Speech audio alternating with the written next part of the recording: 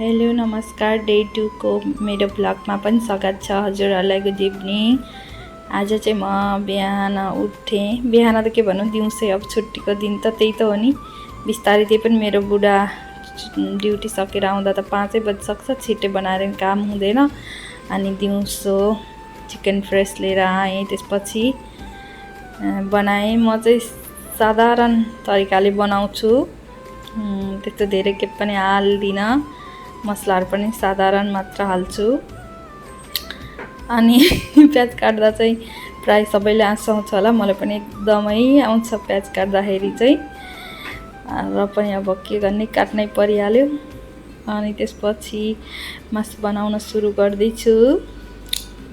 मासु चाहिँ अब त्यही हो, फ्रेस हो, राम्रै हुन्छ बनाउँदाखेरि। अनि त्यसपछि खाना पनि यता पाक्दैछ। अनि मैले टमाटर 2टा काट्न लाग्थेँ। एउटामा चाहिँ कस्तो प्वाल रहेछ। अनि मैले भिडियो हेरेको थिएँ, त्यो प्वालहरू चाहिँ के सर्पले खाएको पनि हुनसक्छ भन्ने भयो। त्यही भएर मैले त्यो एउटा चाहिँ फ्याँकिदिएँ, एउटा हालेँ।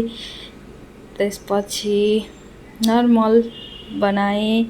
यो चाहिँ साह्रो खालको कुखुरा हो, त्यही भएर मजाले बनाएँ।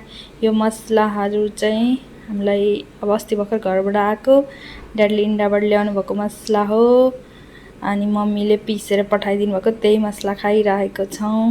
अनि त्यसपछि आज मजाले पाकिसक्यो मासु। अनि साग पनि थोरै बनाउन गइरहेको छु।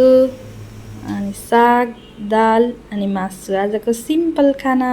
धन्यवाद।